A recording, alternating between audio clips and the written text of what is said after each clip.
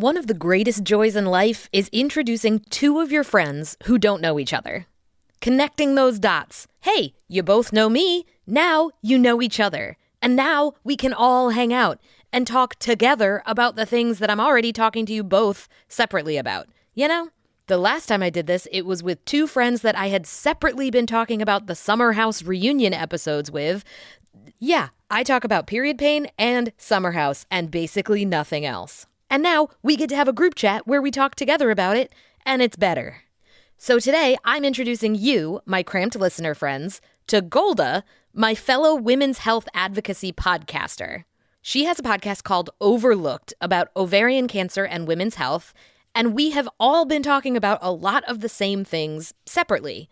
So let's all hang out and talk about them together on this episode. And also, if you have a podcast where you want to talk about the Summer House reunion, I will be there. So what do period pain and ovarian cancer have in common? Why are doctors still using a pain assessment tool that they admit is pretty much useless? And how do we change an enormous, broken system while still relying on it for care? What's happening to your body, we don't know, because we've never really studied the female body. Say it's all in my head, but the research is quite spotty. No, we've never really studied the female body. I go to the doctor to get dismissed. Try losing weight, you're just anxious. That's fine, that's cool, I'm not pissed. Just wait 10 years for a diagnosis. Psychosomatic, you're so dramatic. Hysterical, emotional, hormonal, erratic. Heart disease, chronic fatigue, depression and anxiety. Do you have pain? No, you don't, because we've never really studied the female body. Hi, Golda. Welcome to Cramped. Hi, Kate. Welcome to Overlooked. So this is a fun collaboration. So let's introduce ourselves, shall we? For everybody who doesn't know who the other person is. Yes, I'm Kate Downey. I host a podcast called Cramped about period pain. My name is Golda Arthur, and I host a podcast about women's health that's called Overlooked, because guess what we are? Yeah. If you listen to Kate's show and if you listen to my show, you get frustrated about the same things as well. Yes. And frustrated is putting it mildly. Yeah. I tell people they have to take rage breaks from listening to the podcast sometimes. And, you know, that's part of the reason that I started my show. Tell me your origin story for Overlooked. So I've been a journalist and an audio journalist for years now. I want to say 25, but that would be impossible because that would make me older than 25. What's going on? And about 8 years ago, my mom was diagnosed with ovarian cancer, and she is living, in fact, with ovarian cancer this whole time. And I started, digging around on the internet, be like, what is ovarian cancer? What do I need to know about it? And I just did not see anything that I could understand, right? Like I was trying to understand the science intellectually. My emotions at the time as well were freaking out. Yeah. And everything I saw out there was like, we don't know much about ovarian cancer. And why does it start? Like very simple questions. Like, why does it start? What do we know about this? How do we prevent it? How do we screen for it? Nothing. Right. Yeah. And I thought, okay, so why can't I ask these questions on a microphone and have somebody who knows more than I do? Like, just tell me to my face. Like, what is the reason we don't know anything about ovarian cancer? So that's what I did. I started out with that first season. I thought it was going to be a one and done. But in looking at the ovaries, I came up against like a bunch of other questions. And the answer was the same. We don't know. Yeah. Like, what causes PCOS? Of course, now it's had a name change, but we don't know. Endometrial cancer, it's like this lack of research. And the thing that infuriated with me was that in not knowing, we're costing women their health, we're costing women their lives. And like, why the hell don't we know? So that is, I think that central frustration fueled me. And people said, hey, are you making more episodes? And I thought, well, there's other stories I could be curious about and be irritated about. Yeah. So I kept the show going. And that was 3 years ago. Wow. And so now I look at a bunch of other stories. And the criteria really for being on Overlooked is that you have to talk about something that's like really not getting talked about enough. Yeah. It's been a really eye-opening journey for me. But over to you, Kate. Tell me your story.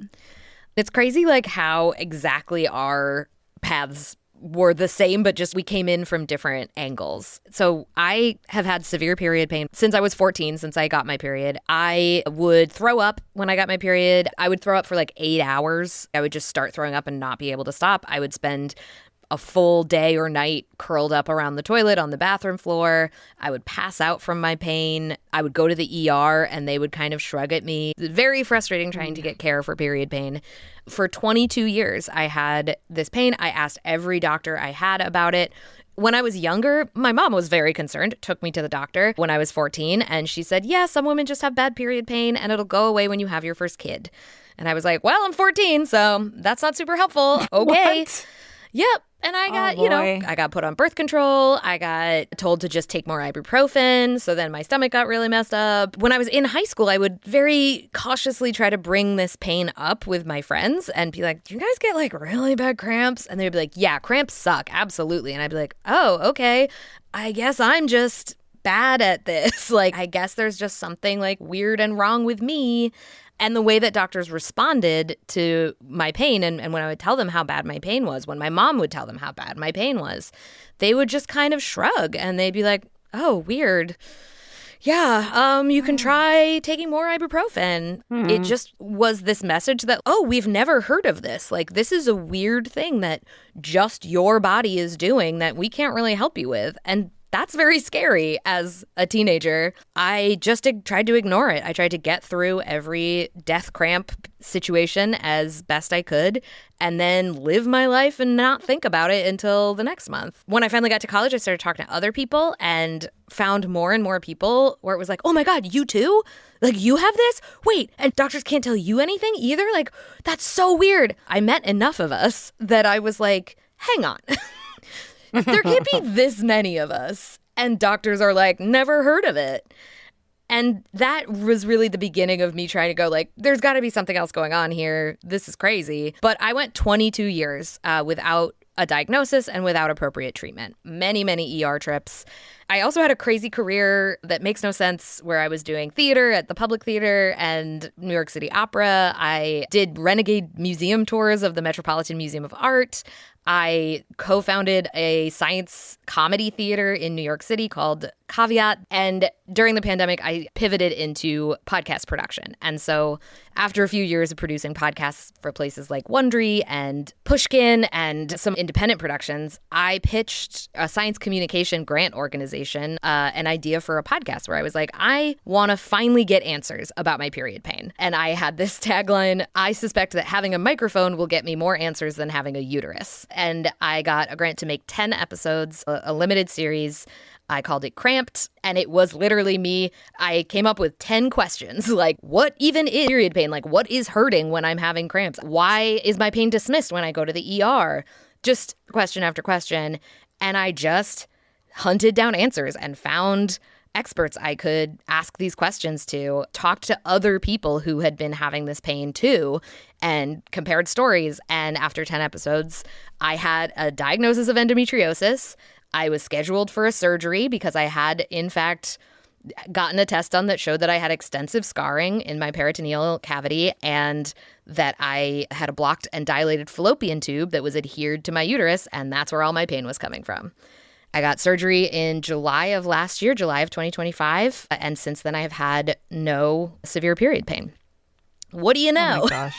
Oh my gosh. The amount of messages I got during the course of the 10-episode series, people saying, oh my God, I went to medical school and I learned more about women's healthcare listening to this than I did in medical school. People messaging me and saying, I was scheduled for an ablation surgery and I listened to your interview with the endometriosis surgeon who said ablation surgery is the wrong surgery. It can make things much worse.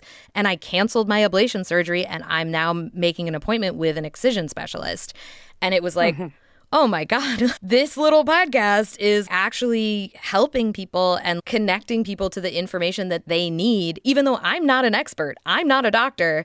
But just having this podcast exist is connecting people to the information that they need to advocate for themselves at the doctor. And I was like, yeah, I'm going to keep making this. Yeah. So very similar to you. Firstly, that sounds like a long and painful journey. Yeah. But I'm glad that you've managed to sort things out because pain is, I say this only anecdotally, but pain changes your brain. I think it changes how you think about things. It certainly changes what you do and don't do in your life and the actions that you take.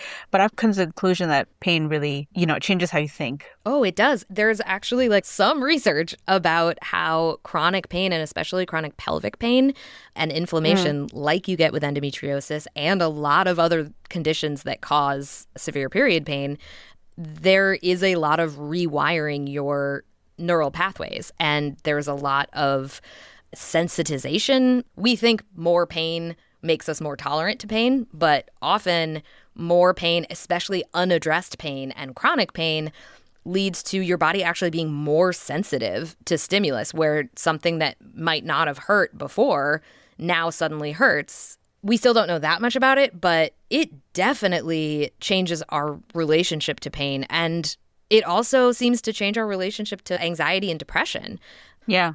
So let's talk about pain. And I think what we're both fascinated by is, yes, pain generally and pain in women generally, but the language around pain, I think, is just so fascinating. Yeah, shocker. Two podcasters are interested in the language of something. Yeah. The first time I heard this line, I was really shocked. So a couple of years ago, I talked to a woman called Gabrielle Jackson. She works for The Guardian in Australia, and she wrote a really brilliant book called Pain and Prejudice. Oh, yeah, I've heard of this book. It's a great read. I highly recommend it. And Gabrielle also has endometriosis. And the book is also about how she finds out that she has endometriosis and more about the pain around endometriosis, and a historical look at how pain has been dismissed by the medical establishment. She came up with this great line that medicine is built for men, and that for the longest time, as we know, women were considered small men, so just like replicas, but smaller. Therefore, the idea of having a uterus and having pain and that kind of thing was just kind of shunted off to the side a little bit, right? And so there comes this long history of dismissal of women's pain, cue in the word hysteria, and so on and so forth. And we know how that song went. When she talked about pain, she gave a specific instance, but she was talking about the word stabbing, right? When we say, I have a really stabbing pain in my groin and my side, wherever, apparently men don't use the word stabbing all that much. Interesting. So what's going on? We don't know if it's because they don't feel it as stabbing, or if that's just not a word that they use in their vocabulary, but apparently women use it all the time. And that's like a teeny tiny little example of the difference in how we talk about our pain that just kind of blows me away, because when I heard that, I was like, what do you mean men don't use it? Everybody I know uses the word stabbing, right? Yeah. And it really shocked me when I heard that, actually. Yeah, the question of where that discrepancy comes from, is it men are psychologically, socially pressured not to use the word stabbing because it's about penetration, and not that anyone would consciously say that, but is this a social, is that true across cultural differences? Is that true in other cultures? That's fascinating. I found this amazing paper when I was first researching my series called The Girl Who Cried Pain. It's a meta-study about all these different pain studies, and they're looking at the differences between the pain that men and women feel, but also how the medical providers tend to view and believe things about men's pain and women's pain. And so it puts it all together. And one of the things that really stuck in my head was that most of the medical community is trained on hearing pain signals the way men tend to describe them. So men tend to describe their pain more in what it physically keeps them from doing. So I can't put my arm above my head, or I can't get up when I'm sitting down. Whereas women tend to describe their pain more in what it keeps them from doing socially and relationally. Women tend to say more I can't pick my kid up, or I can't get out of bed to go to my friend's birthday party. I can't go to school. And these researchers were this is maybe one of the reasons why men tend to get prescribed painkillers for their pain, and women tend to get prescribed anti-anxieties and antidepressants when they complain of pain. Oh, that's fascinating. The first thought you have is, oh, well, these doctors are thinking hysteria. This is the hysteria thing, right? They're just thinking, oh, your pain is all in your head. Here's some anti-anxiety. But if you look at the language that is used, doctors have been trained to think if someone describes their pain the way men describe their pain, then they're in pain and they need a painkiller. If someone describes their pain in the way women describe their pain, it means they're anxious because they're talking about like they feel so bad that they can't go to this birthday party or they can't take care of their kids. And so the problem there is their anxiety about it, not the pain that keeps them from doing it. That's crazy. That's crazy. Right? It's That's such a wild. mindfuck. It really is. I'll tell you what I've enjoyed, and I continue to enjoy as my social media apps serve these to me. You know those videos where they strap these machines to men? Yes, the period simulators. The period I have been trying to get an interview with one of the people who runs those. My favorite, I will go seek these out. They have ones where they do it to cops. Those are my favorite.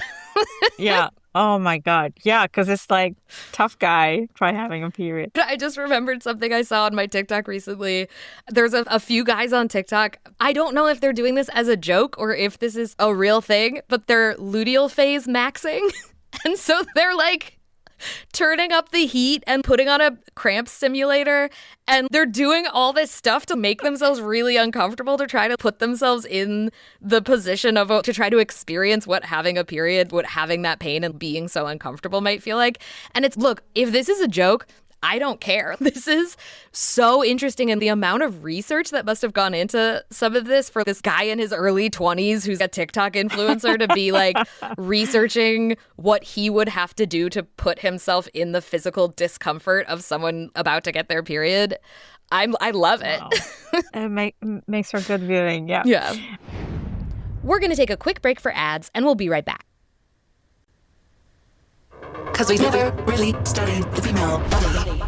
I started to think, all right, okay, so we're using different words. We're using different ways to describe pain. We're using different language. What would put us all on the same level? And again, the goal is to be taken seriously for your pain and to get someone to fix the damn thing, right? And so then we come to the pain scale, which is one of my favorite things to talk about in the realm of pain, because I think the pain scale is perfectly useless. Yeah. And for those of you who are like taking a second to be like, what the hell is a pain scale? So you go to the doctor, you go to the ER, and you're like, ouch, it hurts. And they're like, okay, scale of 1 to 10, how much does it hurt? I know so many women who've told me this as well. I have done it myself within the last 6 months. I was in the ER, blinding headache, came out of nowhere. Found out later it was called a thunderclap headache. Oof. And here I am, advocate for women's health. And she said, scale of 1 to 10, how much does it hurt? And in my head, I'm thinking 11. And I said 8. And I was like, what? What did I say? Put the words back in my mouth. No. And I was really in so much pain. My eyelids were like half open. And I thought, why did I just downplay my pain? I never actually said, look, it's off the charts. It's off the charts. I'm really in a lot of pain. Yeah. And I don't know why I didn't do that. And I sat with that as well to think about, why didn't I do that? What does it mean? What would have happened differently if I had said that? But I have such a problem with the pain scale. I've talked to an emergency room physician, and I've talked to lots of other folks in healthcare who are like, yeah, it's not the best. And yet everybody uses it because it's a shorthand. I guess they haven't figured out what to replace it with, right? It's really hard, right? I interviewed 2 pain researchers out of the GYRL lab in Evanston, Illinois, who are studying period pain. And they talked a lot about how difficult it was to talk about pain in a clinical research-oriented way because there is no objective measure of pain. Every measure of pain is subjective. You know, you can measure someone's heart rate, you can see how much they're sweating. There are like things you can do to try to see how much pain they're in. But ultimately, like all you can go on is how much pain are you experiencing? Tell me. And self-reporting is really inaccurate, partly because we all have different reference points, right? Like someone who has been shot and had 4 broken limbs in the past is going to probably have a different picture of what a 10 on the pain scale is. as opposed to someone who has been healthy their whole life and has maybe just burned themselves on the stove a couple of times. And maybe that doesn't matter. If you're coming in and you're saying, I'm at a 10, then that's an emergency, right? No matter what your subjective pain scale. The other side of the coin is that we feel pain very differently in different parts of our body. The nerves are different. The one kind of pain we actually understand the best is, it's peripheral pain. It's pain that's on our skin. It's like you touch a stove, the stove is hot, you go, ouch. We know a lot about how that kind of pain works and how nerves are communicating with your brain and the signals that are being sent. The pain we don't understand very much about is visceral pain, which is period pain, which is any pain in your organs and viscera, and it's not the pain on the surface of your skin. And that pain is really weird because our organs don't have the same kind of sensors that our skin does. If you have damage to an organ or if you have inflammation, that's going to feel very different than getting a cut on your skin.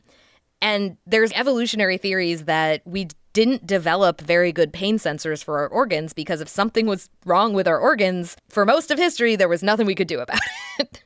And so it was like, it's not evolutionarily beneficial to know exactly what's going on inside your organs. It's just like, you don't need to know.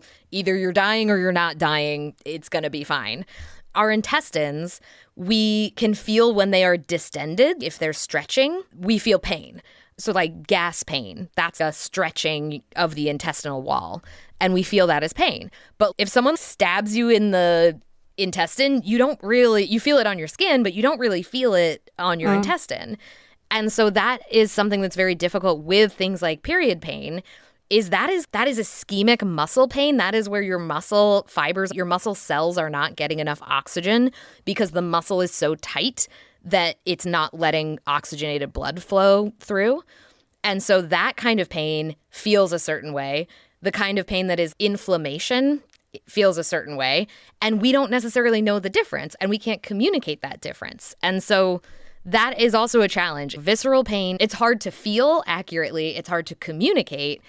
And it's hard for practitioners to know what's going on just based on the pain signals. So that is completely fascinating. And I'm trying to think of all the instances I've come across this idea of visceral pain, and it makes so much sense. Most recently, my mom has cancer pain, right? And that is, I think, the definition of visceral pain, where you're talking about inflammation, where you're having to take an opioid to try and keep it in control. Yeah. When I think of the word visceral, if I had to think about what is my goal as a podcaster, right? And in terms of making the kind of audio that moves people and making the kind of audio that really puts you in someone else's shoes, right? So, for example, I don't have endometriosis, and I've talked to a couple of people on the show with endometriosis, and I've told them before we start recording, I want to understand from your point of view what this feels like, and I know it's hard to explain,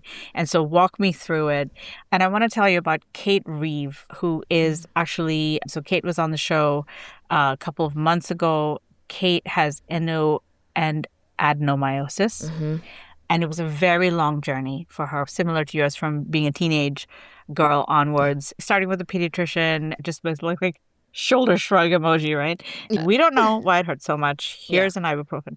She finally found a doctor who did help her and did take her seriously and did perform surgery on her. And she walked into that doctor's appointment determined to help him understand what she was actually feeling. And so here's how she described it, right? I can cut in this clip. I went in having finally found the words to accurately describe my pain. And to this day, I am so proud of this description because it is so perfectly on point for what the sensation feels like in my body. But it feels as though my uterus is a pumpkin. And there is an extremely sharp tool, like a hand shovel that you garden with. You know, the one that it's like metal and it has a really sharp pointed tip. I now know this is called a trowel for any of you who garden. But this trowel carving deep into the layers of the pumpkin.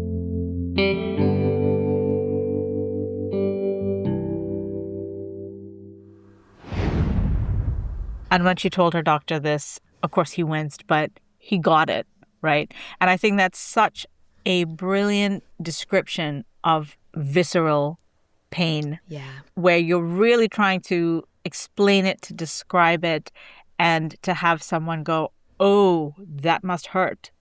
Yeah. We used to have poets for this, and we still have poets a little bit, but it feels like this is the kind of thing you really need a poet for, who can think outside the box in terms of ways to describe pain.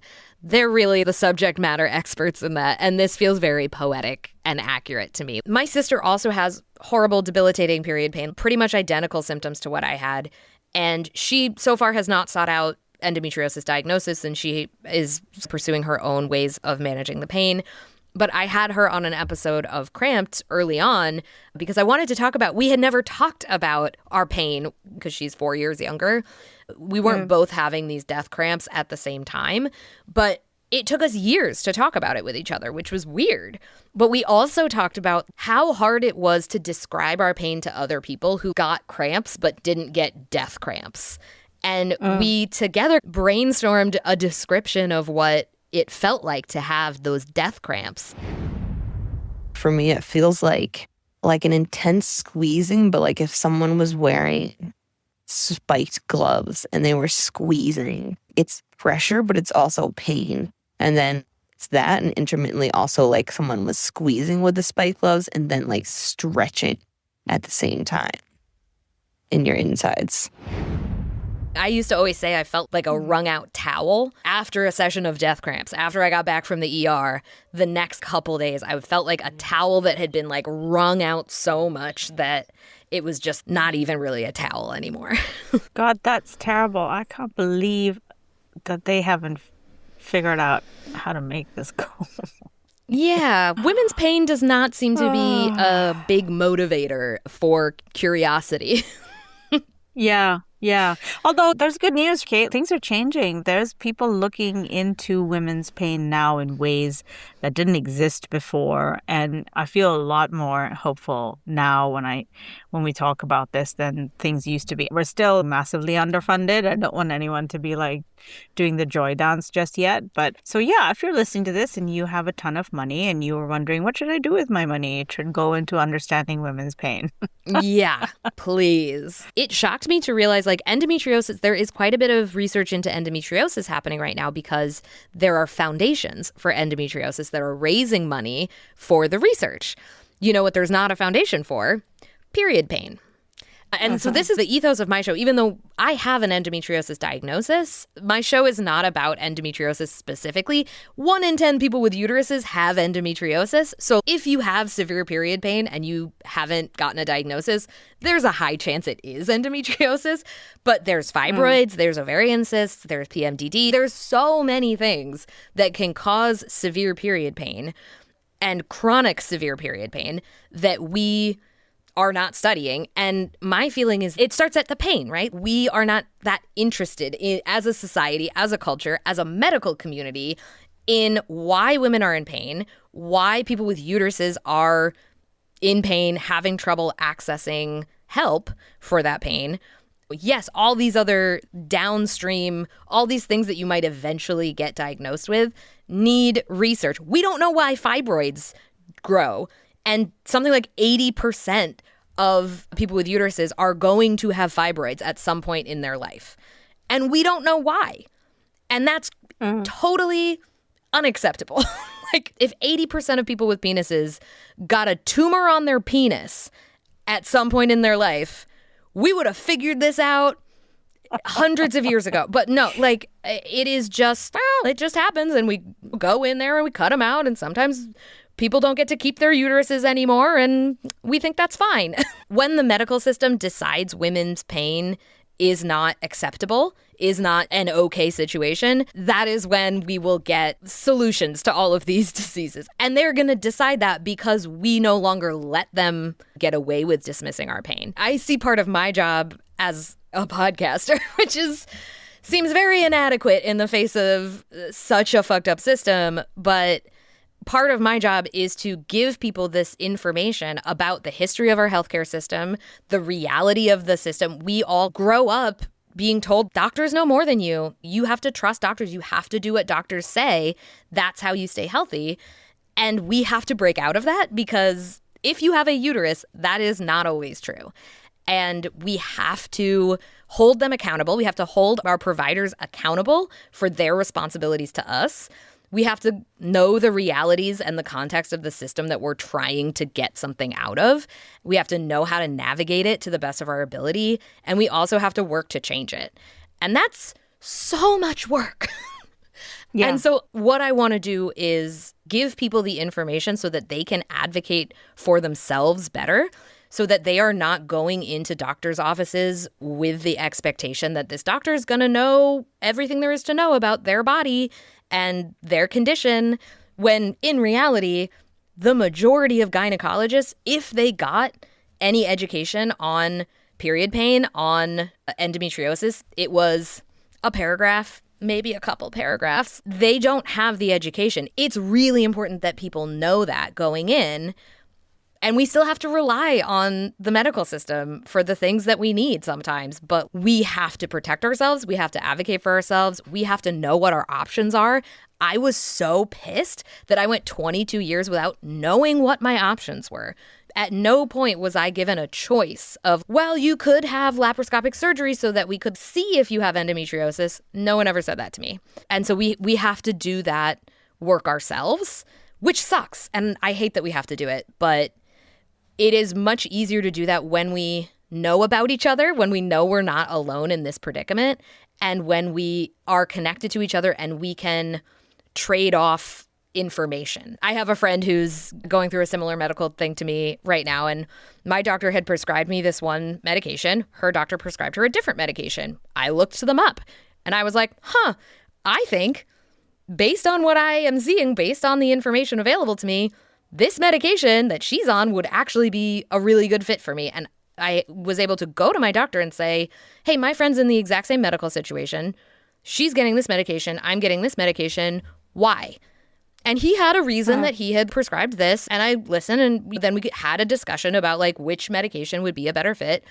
And I was able to make a decision based on like his information, the information he had that he was giving me, but also information from other people, that it was more options. It was more ability to make decisions for my own care. Yeah. You know, this relationship that we have with our doctors is something that I think about so much at the moment.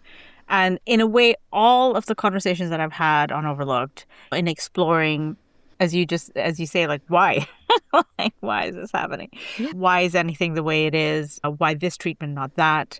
These questions have preoccupied me so much that I'm doing a series, and I think the next episode after this one will be the start of that series, and it's called How to Talk So Your Doctor Listens. It's intended to be a provocative title because you should talk any way you want to talk. Exactly. And your doctor will listen to you. Exactly. But the series is my conversations with doctors, with an ER doctor, with an endocrinologist.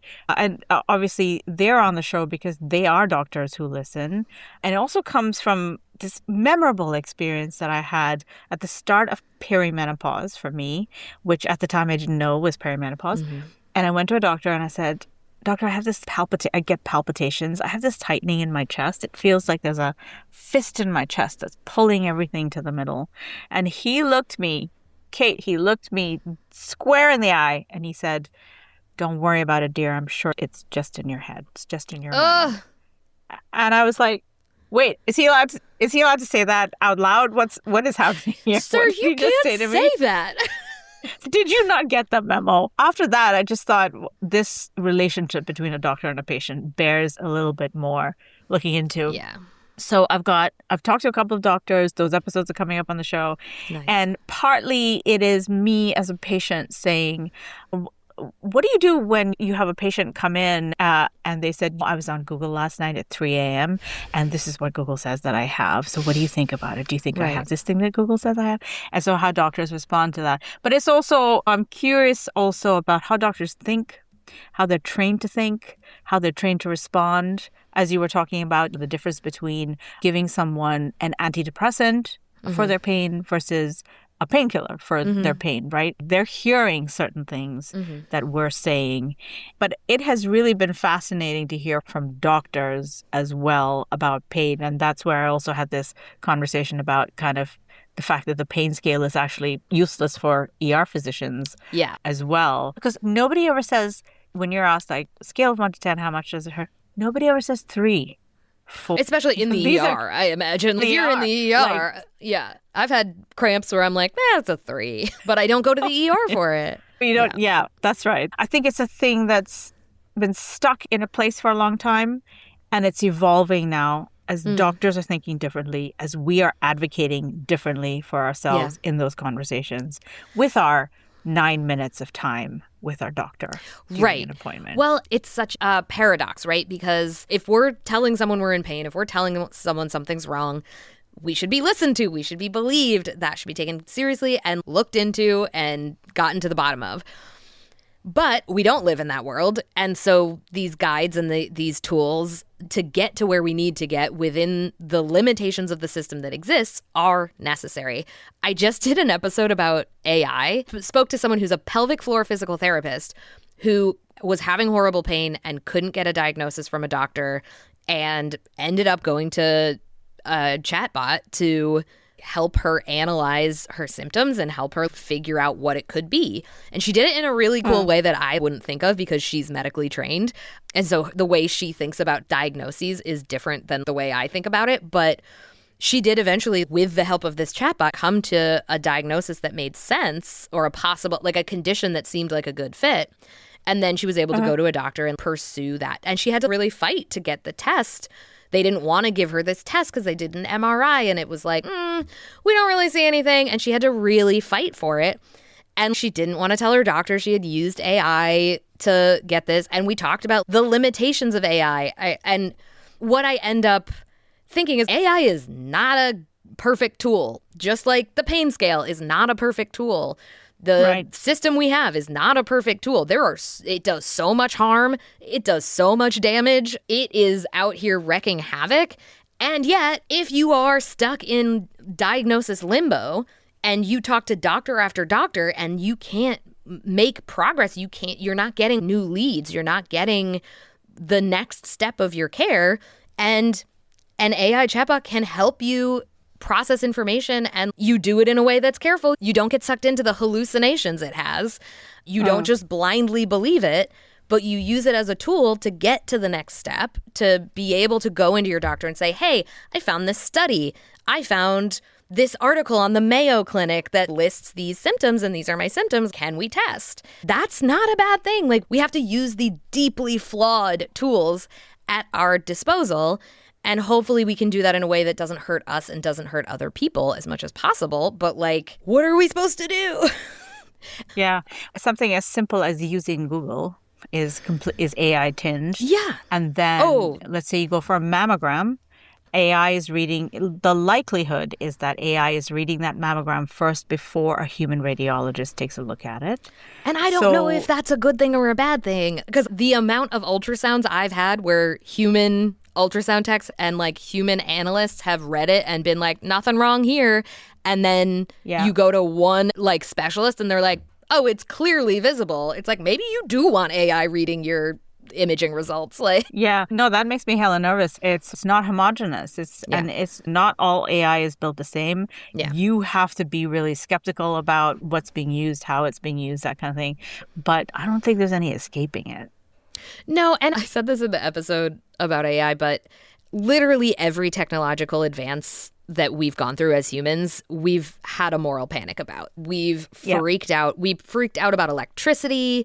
It's really fun. There's a thing called the New York Times machine, because the New York Times has been publishing for so long. You can go back to the early 1900s. They've scanned in all these old newspapers, and you can read op-eds about how bicycles are going to be the downfall of humanity because we were never meant to move this fast, and our skulls are going to change shape. And it's like, well, that didn't happen. But also, it didn't fix all of our problems either. It always just integrates into society and into cultures in different ways, and it hurts some people and it helps some people. And I am very pro-regulation. I am very pro-put guardrails on it. but I think it's unreasonable to say get rid of it. I think it's unrealistic. And I think there's a huge amount of good that could come from this technology, as with all technologies, and there's a huge amount of harm. And that's our paradox as humans, is we always exist on that knife's edge of the things we do could kill everybody and they could save everybody. And ultimately, neither one is going to happen. It's a human experience, right, on the knife's edge. I like that. Yeah. Speaking of this not being a new thing, our freakouts about new technologies, neither is this problem of not being able to express our pain with language. Because I found this quote from Virginia Woolf from 1926. Virginia Woolf's On Being Ill. She says, English, which can express the thoughts of Hamlet and the tragedy of Lear, has no words for the shiver and the headache. Let a sufferer try to describe a pain in his head to a doctor, and language at once runs dry. I love that. I've actually never read On Being Ill, but I think it's time. Virginia Woolf said everything better. Yes. No, that's so well put. Kate, it's been so much fun to talk about something that's really not fun to talk about. But yes, it's been just really great, actually, to find a kindred spirit as a podcaster and a women's health advocate. And I've learned a ton from this conversation. So I'm so glad we got to have it. Me too. And talking about Virginia Woolf and the language of pain, like, pain really is part of the human experience. Like, it's never going to go away. We're always going to have pain. We're always going to be trying not to. And I think if we can be really human about it, it can be something that brings us together. And I really try to do that with Cramped, is to have period pain is a thing nobody wants, but a lot of us have. And if it's something that can bring us together and give us strength in that we can have this thing in common and share our information about it and support each other through it, that can be a really net positive, I think. Yeah, and I think the same way about Overlooked as well. To say to people, you're not in this alone, right? Because it is a very isolating experience to experience this level of pain. Yeah. And so if you're listening to this, everybody, you are not alone, okay? You are absolutely not alone. In this pain. Yeah. I always say it's not the most fun club, but you're not alone. That's right. All right, Kate, thank you so much. It was so great talking to you. Golda, tell my audience where they can find you. You can find me any place you listen to Cramped, and you can also find me on Instagram at Overlooked Pod and on the website overlookedpod.com. And you? Yes, you can find Cramped anywhere you listen to podcasts. If you search Cramped, it should come up with a purple logo. You can find me on Instagram at Kate Helen Downey. That's my full government name.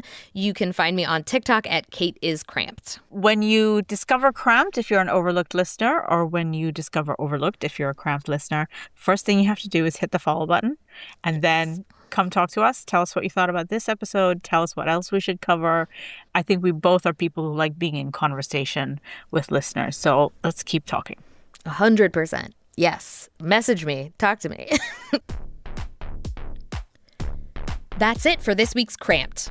Please make it possible for us to continue making these episodes by joining our Patreon at patreon.com/cramped. See you next time. What's happening to your body? We don't know, because we've never really studied the female body.